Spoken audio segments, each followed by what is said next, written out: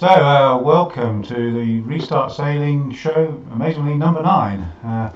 My name is Simon Lovesey, one of the founders of Restart Sailing and also Sail Racer, and joined by John Emmett. Hi, thank you very much, Simon.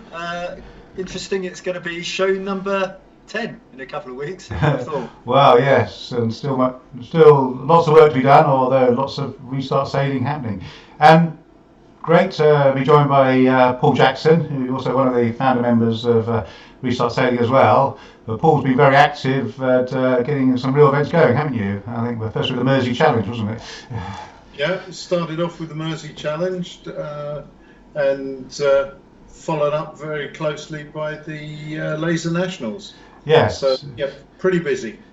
So, I think, looking to sort of talk about the Laser Nationals, isn't it? And a great event, wasn't it, down at Weymouth? Yeah, I mean, first of all, I would say these things never get off the ground without a really good team. It's not a single person, and the help, obviously, of the Laser Class Association or UKLA, but also Weymouth did an outstanding job. All the volunteers down there and Sally and Peter. So my thanks goes to them as well, because that was a big kickoff. Yeah. So I think, was it 200 boats there in total? First part of the week was 103, and then another 100 and I think it was 105 on the second part of the week. But basically 200 boats over the whole week, split into two halves. Yeah. So was it the fours first? Was it? I think. Yeah, we did fours and sevens first, and then sixes second part of the week. With Probably just worth mentioning, because I've been told off for this, that the Laser 4.7 is the Ilka 4, the Laser standard rig is the Ilka 7, and the Laser radial is the Ilka 6. So if you look at the 6 and 7, that's approximately the sail area. So an Ilka 6, a radial is 5.7 meters of sail area. Standard rig is 7, so it makes sense to be an Ilka 7. And I guess it's an Ilka 4 just because Ilka 4 sounds a bit like 4.7. So okay. I thought I should say that, PJ, because I've been told off for not mentioning it. Want to be politically correct, don't we? It was one of the hardest things of the whole week, was remembering to use the right names and numbers and new class flags and everything. So everything was new. So the event really wasn't due to happen, was it? Because I think it was heading to Mounts Bay in the first instance. Yeah, the first instance it was going to be held at Mounts Bay, and for a lot of reasons the venue was changed, and there were some very lengthy discussions with the Academy. I can honestly say to you, for those of us that were on the inside of all of this, there were 8, and I repeat that, 8 versions of the NOR before the final NOR went out.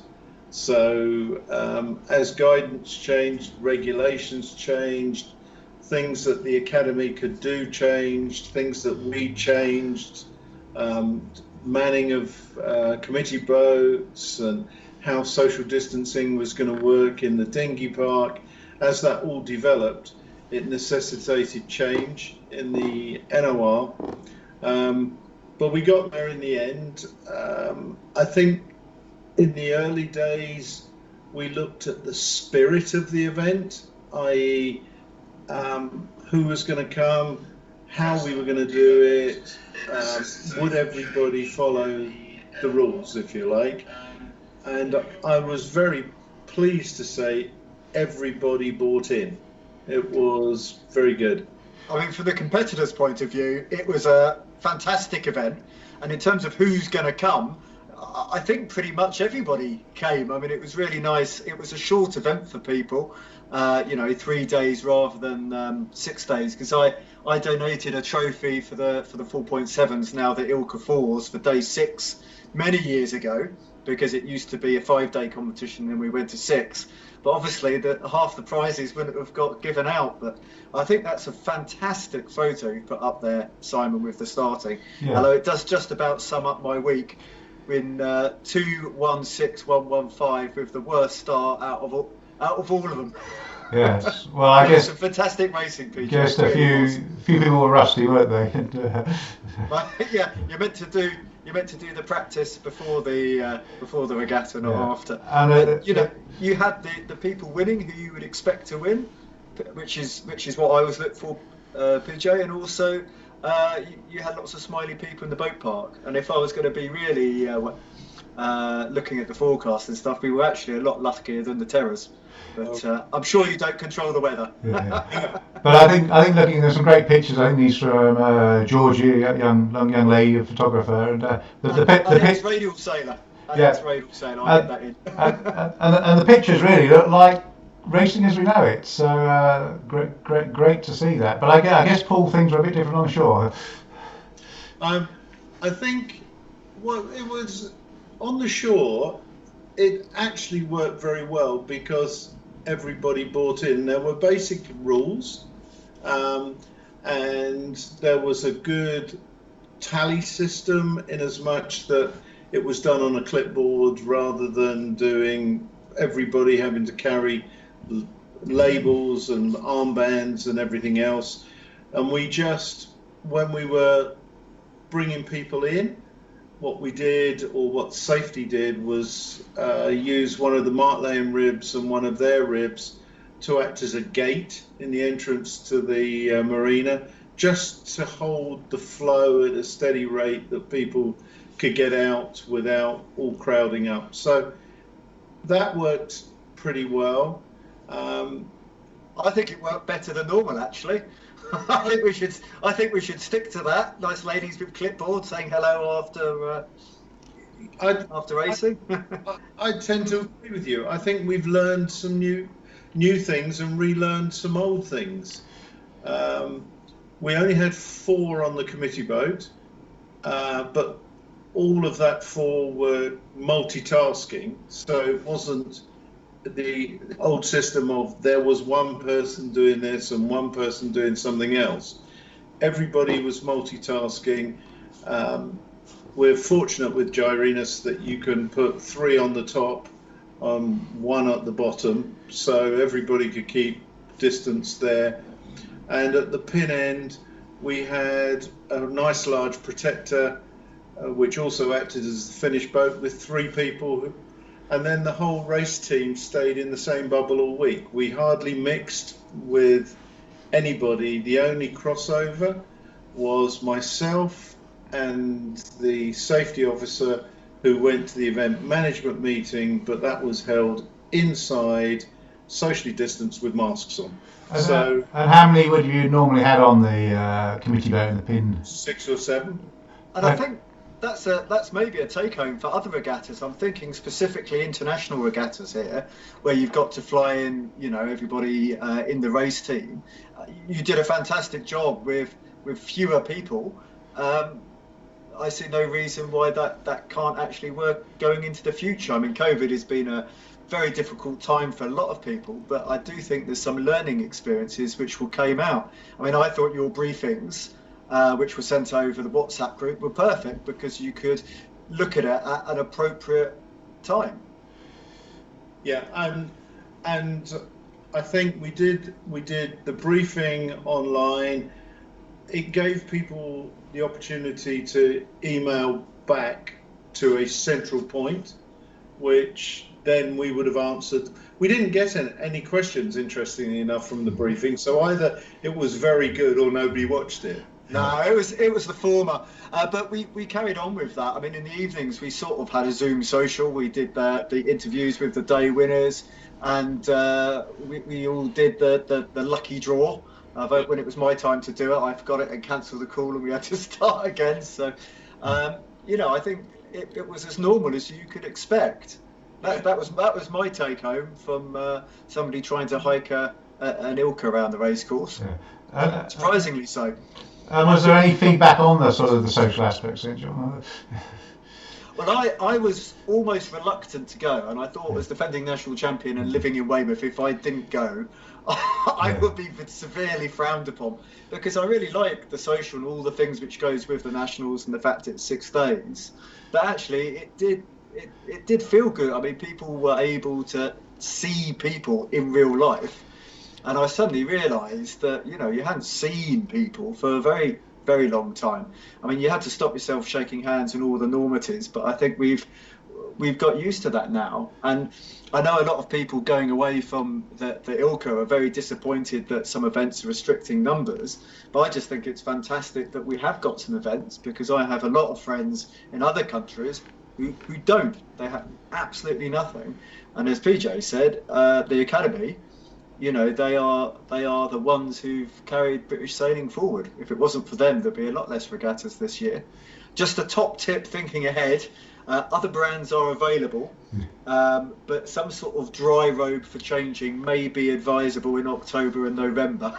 That was my take home. Yeah, so presumably the changing rooms were closed then.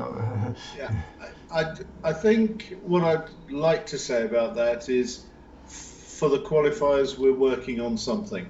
I think everybody appreciates that October is going to be a bit chillier than September, August, September. So I think all I can say at the moment is watch this space, but we're working on it. It's not been swept under the carpet. But for me, getting a bit chilly in a marquee is much better than not having an event. I mean, there's no contest. And I think having the changing rooms closed is absolutely sensible, because of difficulties with crowding and ventilation and all the rest of it. And it's the sailing that people travelled for, and we got really good sailing. So that was my take home. People aren't going to remember in 3 years' time if they got a bit cold when they came in, where they remember they had an event. That's how I look at things in life. In 3 years' time, will you remember it? Okay, that's a good thing. And with sort of modern clothing, it's possible to sort of get around some of these issues, isn't it? Yeah, I was trying not to do a plug for my sponsor there, because I do have a clothing sponsor and also a sports drink sponsor, and I'm very thankful for both of them, because it makes a big difference. And I'll do a little bit of that in my coaching section. I know PJ's got a very important dinner appointment, so I don't want to take his too much of his time, but we've got him on the sofa, so to speak. So Paul, obviously a lot of other venues and classes are looking closely at what the Lasers did, or ILCA did. Any sort of top sort of takeaways you think you need to sum it up? I think from a race management side, I think don't try and overextend yourself. Keep into sensible wind conditions. Have a good team that are able to, if you miss something, they're not afraid to come up and say, you've missed that, do you want to do this? Because you're a much smaller team, and if you don't try and extend yourself too much, stay within sensible parameters, it runs pretty smoothly. I mean, even at the Laser Nationals, we had one very windy day where we were trying to get people home and everything, and that was quite busy. But we did it, and that was fine. So I think don't overextend yourself, would be my thing with that. And don't try and make it too big. Think about how much space you've got ashore. That's really where the distancing issue is. So lasers were what, 100 per event, effectively, weren't they? Yeah. That had been carefully calculated, I guess. Yeah. Oh yes. That started at a lower number. Let me say that. And as we got more confident and we understood what we were going to have to do, the number came up a little bit. So that was fine. We filled the places very quickly. It was nervous. It was a nervous time logging on to get your entry, I can tell you. Yeah. And also, when I talk about multitasking the race management team, we were the actual car park officials on the changeover day. So I think Rob just wanted to wear a high-vis jacket. He told me that was a life ambition of him. That's why he's put in all the work as class chairman, so that he can have some real power and tell people where to put their boats when they come ashore. So all joking aside, I've got to say one of the really good things about the Academy is the available space, both for launching, recovery and boat storage. And that is probably the limiting factor. I mean, Portland Harbour is a fantastic place to sail because we can sail in 5 knots and we can sail in 22 knots, and it's inherently safe. You're not going to disappear off out. It's usually flat water in most wind directions, but it's the onshore bit which has made a massive difference. And I just came back, I guess less than half an hour ago from the Academy, and they're going to have something like 70, maybe more moths there. So they can definitely do it. So looking at other venues then, Paul, is there a way of working that number out? Is there some sort of formula perhaps? I don't know of a formula anyway. I look at our own club and say, if you're going to launch at West Mersey, we've got 2 slipways. They're very public, and it's the perception of what people see that you can get hung up with.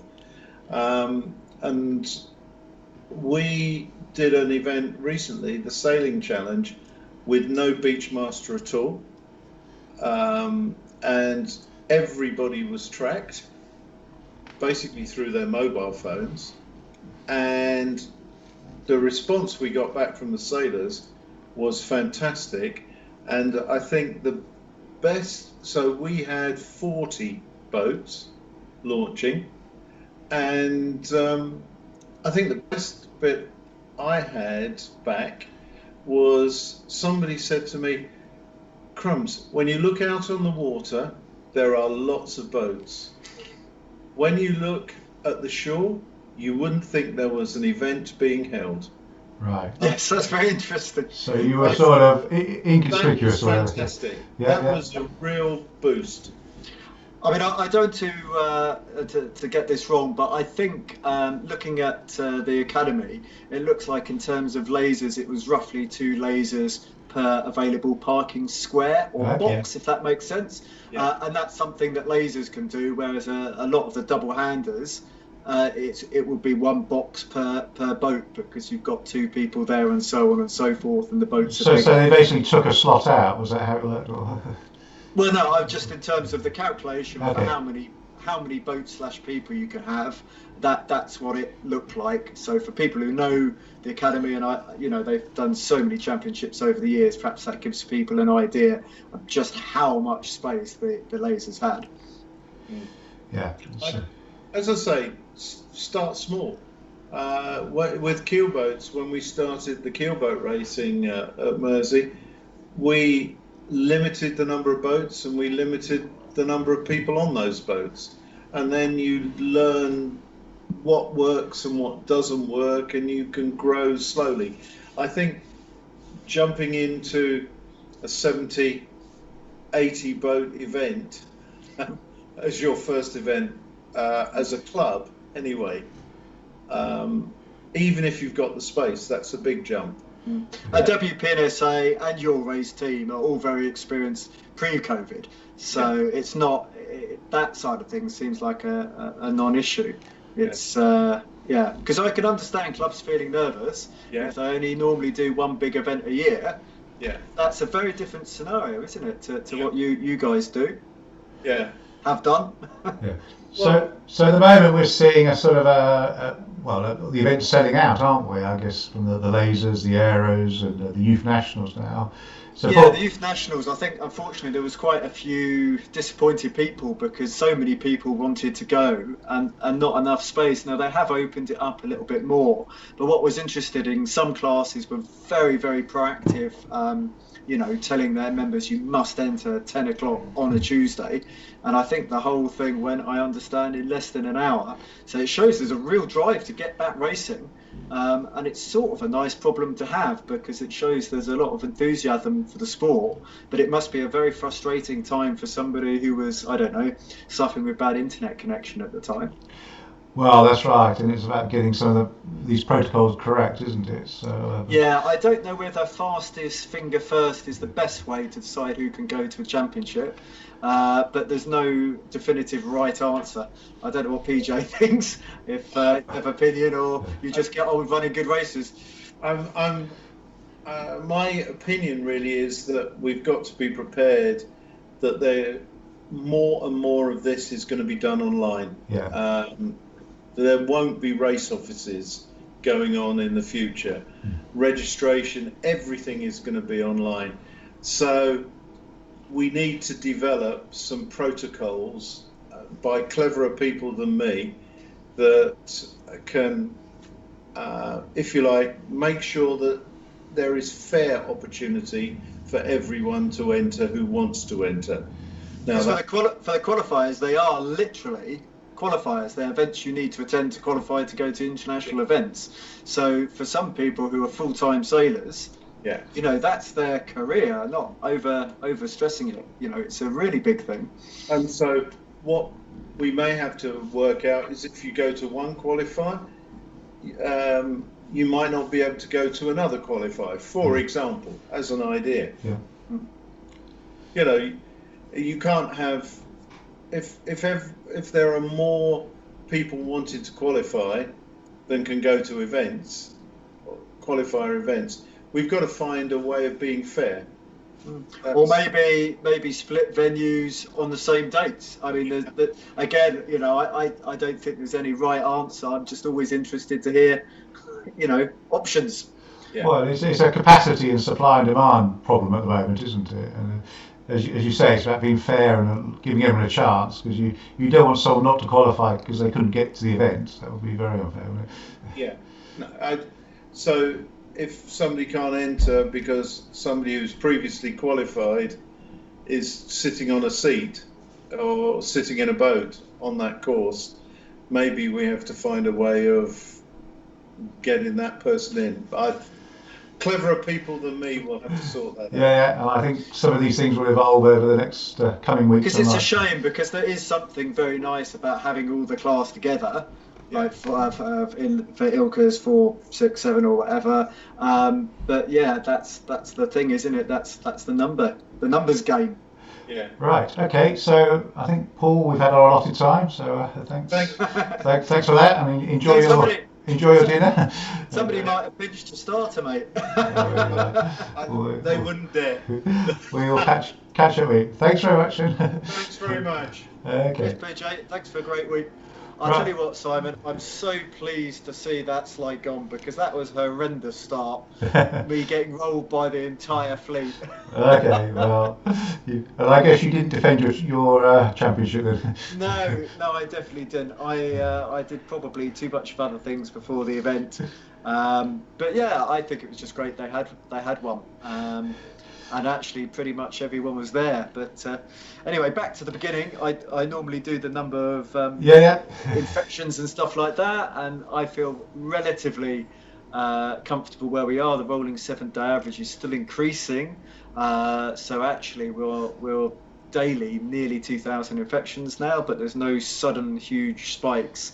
So I think at the next show, hopefully all being well, I will talk a little bit about Kiel, which is going to be my first international coaching since Melbourne about 6 months ago. And in Germany, they have a list of countries that have to quarantine for 14 days on arrival. And I did get very panicky when I saw the United Kingdom was on there. And I scrolled down and saw it was just the territory of Gibraltar. So it's okay. So, but it's an ever-changing world. Well, it is, and there's been a bit of a debacle today with the international travel, and Wales, Scotland, Ireland and England all having different rules with countries like Greece and Portugal. It's confusion. People just want clarity, and I think when we go through our 3 stages, I think basically we're in the middle. Well, that's right. I think progress is going to be. It's like, because we're having a lot of local opens cancelled, We saw Draycott for the Masters was recently cancelled. Maybe more to do the fact the Masters, for people who don't know, in the laser class, it's for over 35, so we're all a bit longer in the tooth, more vulnerable. But I think there are other open meetings that are falling for other reasons, aren't there? I think. Yeah, but I mean, just about everybody's sailing, and we do have some international competition. I was hoping to see some video, but I haven't yet. But I believe it's day 3 of the Finns. And they're actually, I think, at exactly the same venue as the lasers go to next month in Poland. So there is some international racing. Poland have been doing quite well. They've been hosting a lot of national championships, I think, and international. So they'll. Well, going back to what PJ said, about experienced teams and venues. So hopefully that venue will be very well prepared.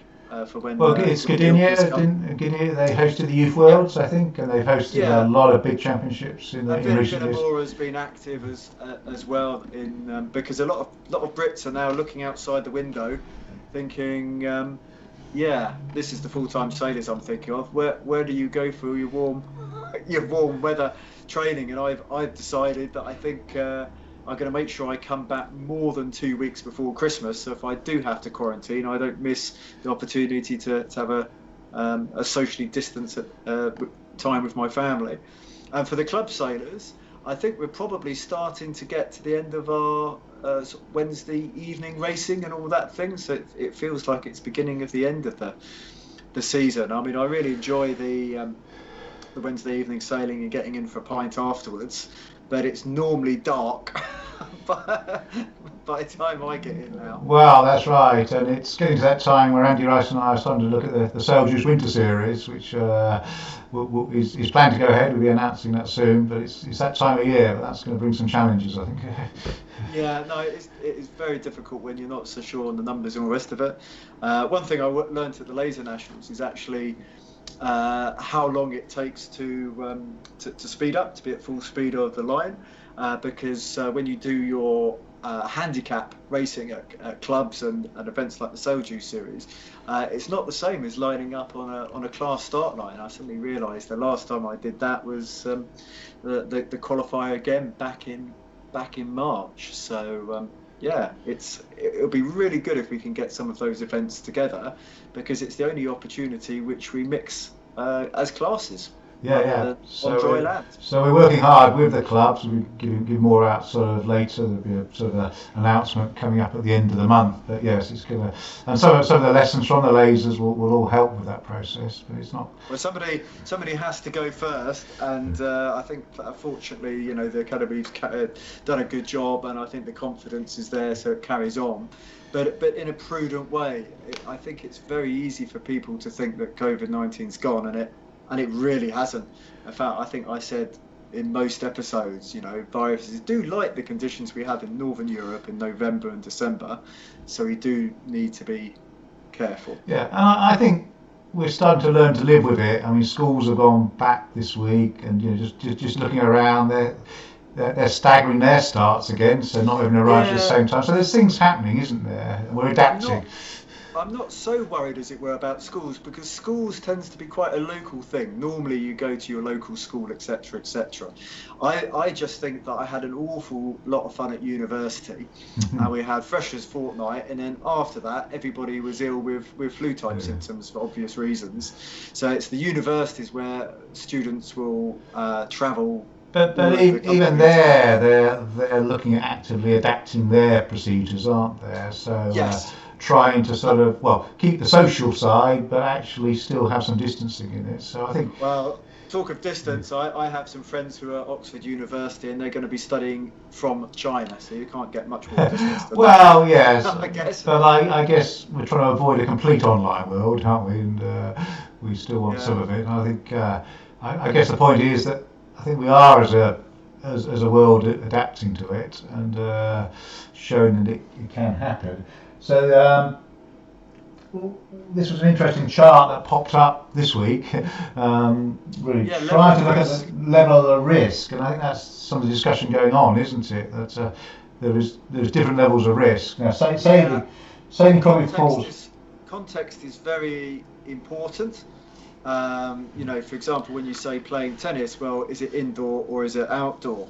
You know, when you say going to a large music concert, you know, how much spacing is there? How much crowding is there? I mean, you know, it's Well, a yes, really good general. the chart is a bit flawed on that because yes, is there a clubhouse in the tennis and things like that, or Well, the how thing for a close are? gym, you know, if you look at a gym, there's really big extremes between, you know, outdoor gym, incredibly well, very few people, and poorly ventilated, where they're on the minimum social distancing, you know.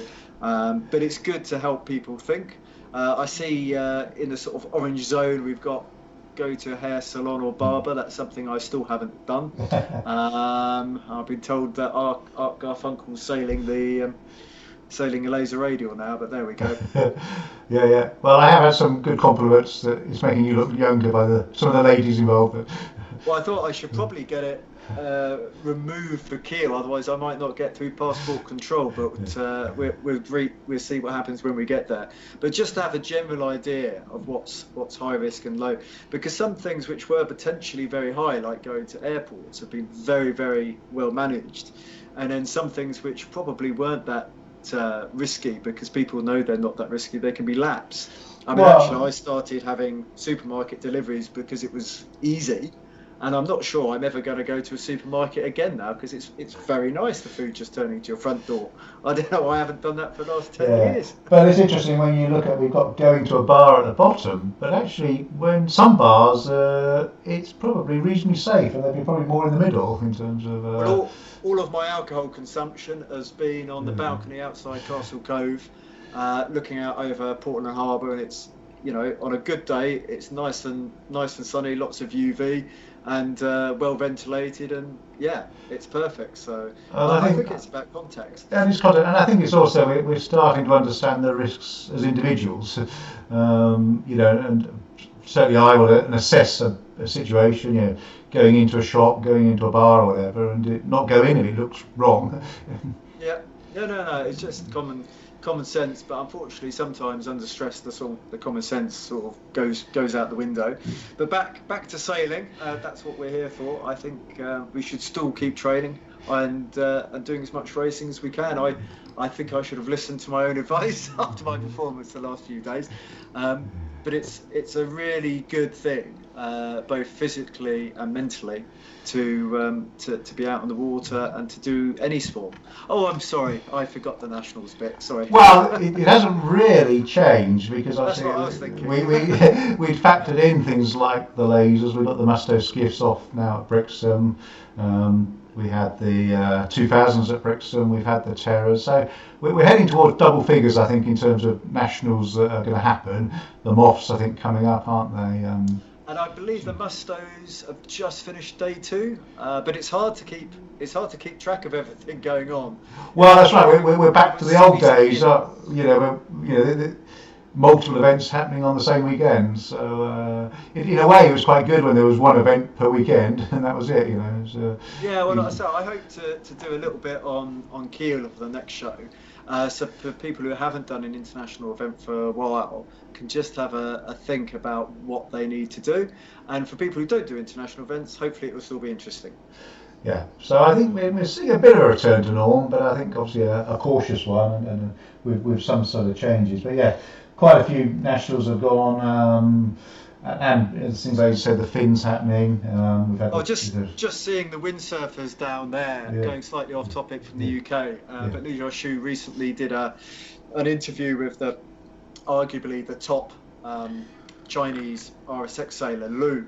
And Lu hadn't done an international event for 12 months, and her next international event was Parma, if it happens, 6 months away. So that was 18 months Wow. just training at home.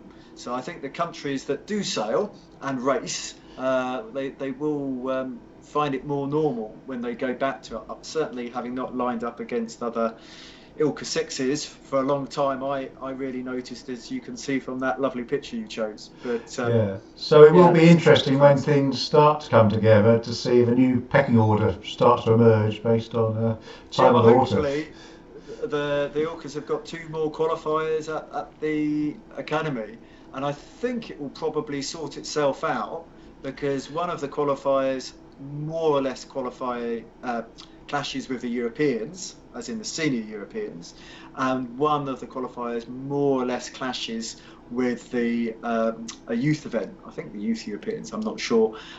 So the numbers will limit themselves. So hopefully everybody who wants to go to those events will go. But the point I raised with PJ is obviously it's really worth thinking ahead, whether you have a second venue for the Ilka fours, or whether you split things over the days or whatever. But Yes. yeah, it's really good. All those pictures, they've all had or are having national championships. Yeah. So I think, and as sort of Paul and the Ilka class have shown, it's possible to do it, and we go from there. So I think we're seeing a bit of difference in the racing, aren't we, John? Yeah, well, I still think it's important to trade. I think you need to be quite aware about the launch and recovery, because it does feel that the weather systems are rolling in very, very quickly now. So it's not only launching in what's appropriate conditions, but being aware what's coming. I saw a couple of people doing the active recovery during the Nationals, and they got caught in the biggest rain shower that I've seen. I was quite glad just to be being unprofessional driving home in the van. The changing is about thinking ahead, really, because you don't want you to get cold, and this is going to be more and more of an issue in the UK climate, especially up north. So to have appropriate clothing to put on afterwards, so that you're looking at being too warm, if anything. So you've got that option, and also the clothing you wear on the water. We don't have the facility at the Nationals to put equipment on the committee boat or the pin end for COVID-19 reasons. So possibly you need to overdress. If you're used to having a jacket between races, you can't do that. So maybe you need to wear clothing so you're just a little bit hot when you're racing, so you're not in trouble when you're waiting around. So a bit of a return to the self-sufficiency days of old. Yeah, I'm thinking about ordering a spray top again, a bit like the 1980s, and also the de-rigging, just to do it in a the best possible way. Don't hang around because you haven't got a nice clubhouse to go and sit into. I mean, personally, I think the most important thing is the sailing, and I don't think we should be rushing to reopen clubhouses. So you need to de-rig as soon as you can, do it quickly, but also look after your boat and your equipment, and make sure everything's tied down. So maybe it's a good thing it's just speeding everybody up a bit. Yeah, and I think you're right.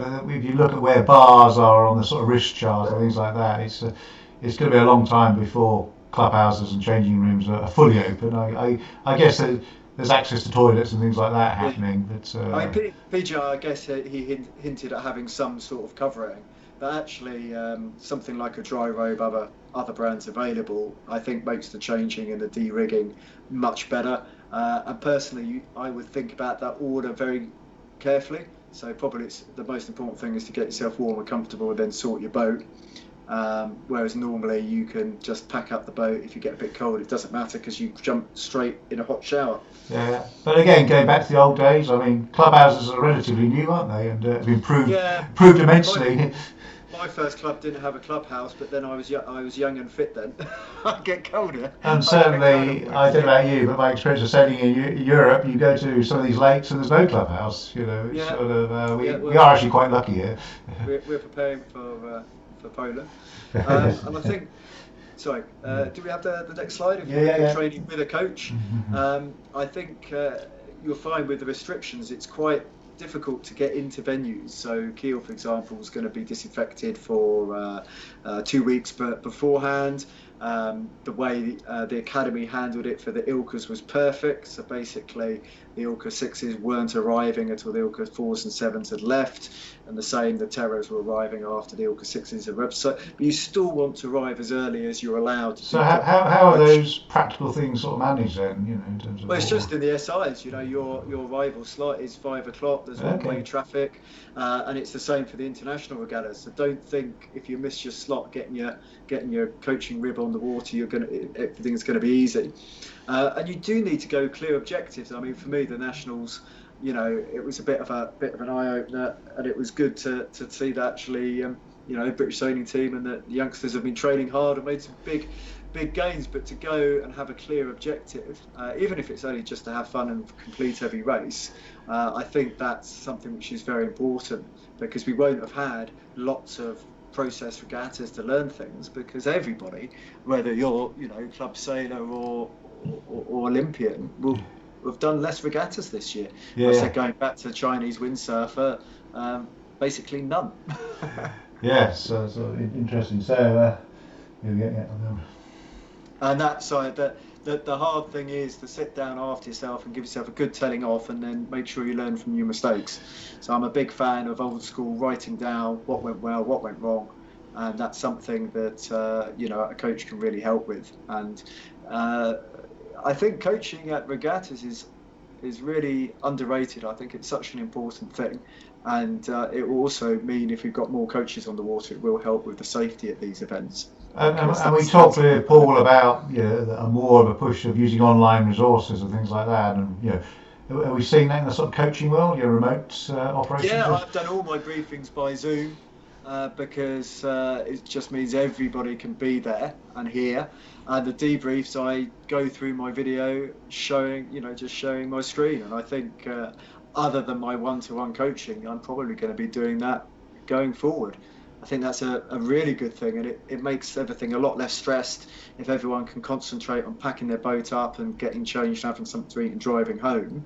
And then we do the debrief when everyone's safely at home, rather than the other way around. Yeah, and I think that's one of the real good things of coming out of this awful situation, is that we're really pushing the bounds of using the technology. Well, of Castle Cove, we just did it the next day, and it was fine. That wasn't long enough for people to forget, but it meant that it was a better time, and they could do the club racing and do all their things. And then you could always watch, because I put the video up, for example, on the Castle Cove Facebook page. They can watch it any time they like. Well, I think that's a very valid point. I think the technology is making these things more accessible. So if you can't make the briefing, or you can't get to the debrief, you've got a chance of watching it in your own time. And also, I think, as we saw with the solo event, it's helping people come forward who perhaps want to put their hand up in the past. Yeah, well, Doug was very keen to do something, and that was quite sort of pioneering. And I do wonder if there's a room to do that once a year for those classes which want. But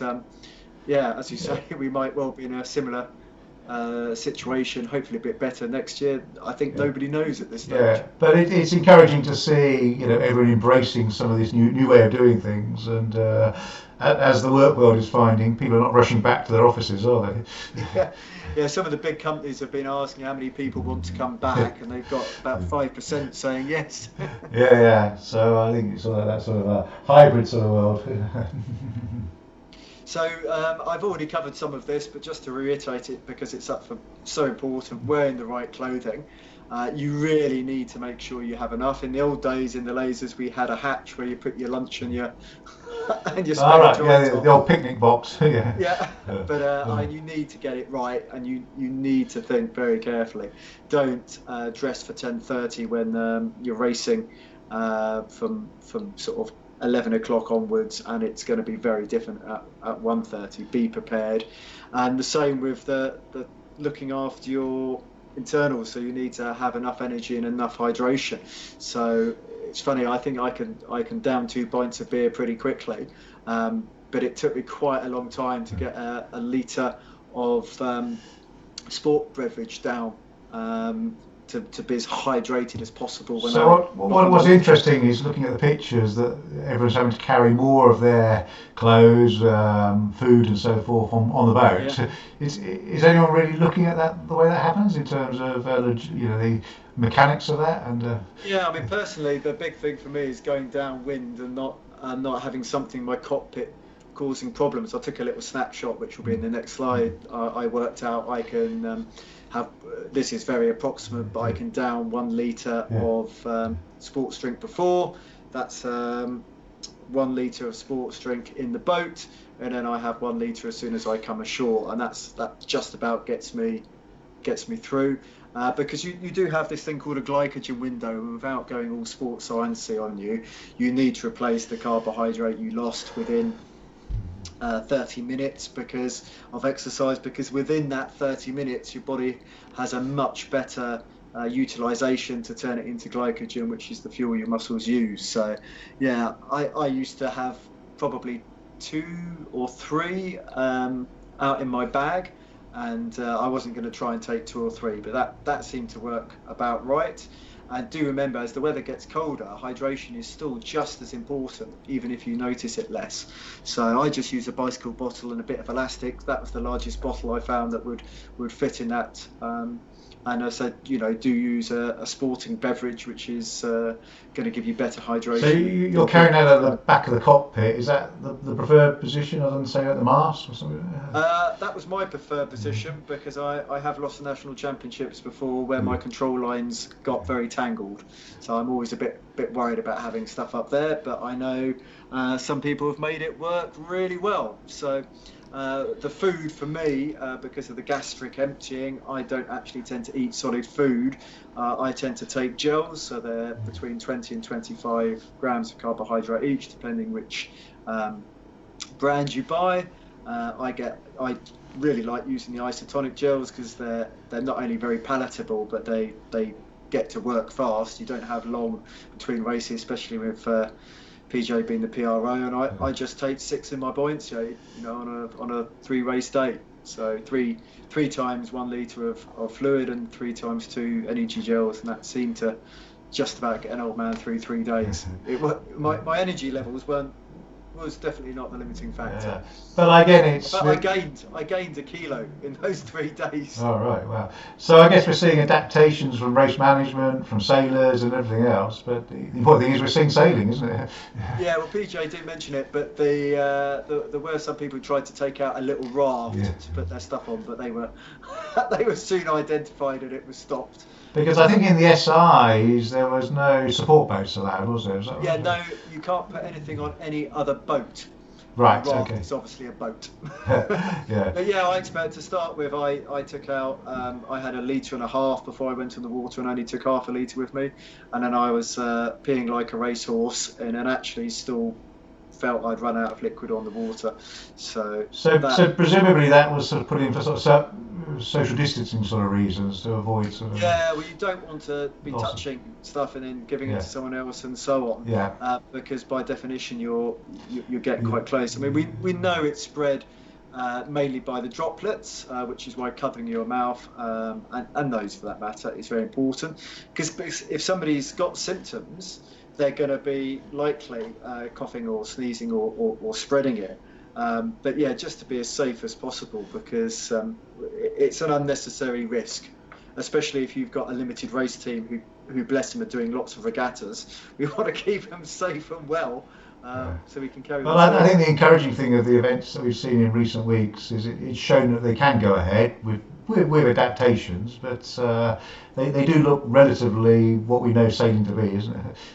Yeah, no, I thought they did an excellent team, and people say I'm biased because I'm based in Weymouth, but I sincerely think that they did everything they needed to do, and I miss the fact we can't sort of sit around indoors and do the more social stuff, but the fact we're sailing, that's the main thing. Yeah, and we're seeing that around the country. So Eastbourne had the RS Aeros. Again, I think they were limiting themselves to 100. Brixham have done the 2000s. I think Pevensey Bay may well hold an event because these beach locations have the facility to launch lots of boats, install lots of boats.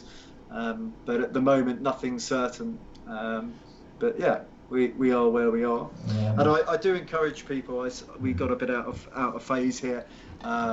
To like, to comment, because we'd love to have some feedback, to share, and really just to try and get the information out there. If you follow this, you will get the update when we go live, because we will try and get the information out there. My book's popped up. I wrote this at a time when coaching wasn't really possible, and people had to be sailing on their own. I wrote it after about a decade of coaching, just the idea of goal setting and breaking things down into manageable mini goals. It's the analogy of you wouldn't eat an elephant, but if somebody chopped chopped up the poor elephant Yeah. up into 10,000 pieces and you only had to eat one piece a day, it would be pretty easy and you would get there eventually. And that's what they reckon, 10,000 hours to Yeah. master a skill, I understand. And what is interesting is a lot of what these changes that we're making have actually been around for a long time. So things like online briefings and notice boards have been here for many years, but haven't really. Now you have to use them. Yeah, and being your own coach and things like that, we're now sort of making use of resources that have effectively been around for many years. So, Yeah, I mean, in terms of coaching, a lot of people will have less resources, and it's actually a really good thing to see the regional side of things taking off. So good for club level, good for the regional travel, and as a side point, I think that's probably good for the environment. I was thinking if everybody's not driving massive amounts to go to the office and sailing events, that's probably a good thing for our air quality and all the rest of it. So just to mention, we held the first of the Restart Sailing Regattas last weekend, basically sort of rolling out the sort of concept and looking to do more. So we had a few clubs involved with that, different sort of boats, and like the solo events, showing that these things can happen. So I think we're seeing new formats sort of emerging and making use of new ideas. I was just looking at that photo. It's amazing how many different classes of boats were in there. We've used it before. So I guess that's it. Oh, there we go. Remember to like, share and follow, and hopefully see lots of people in 2 weeks. Please do keep using the group. That's what it's there for, to share the information and make things as good as they can be for the whole sailing community. Yeah. And I think we're at an interesting time. Some people have said, well, okay, we've now done the Restart Sailing, but I think COVID's going to be here for us a long time, and I think there's going to be adaptation. So I think sort of what Restart Sailing is doing will really be here for the foreseeable future, and it might sort of evolve and morph into other things, but there's certainly a role for everyone to work together. Yeah, and hope lots of people found this useful, and please do comment. Okay, we'll see everyone in 2 weeks' time. Thank you, Simon. Thank you very much. Right.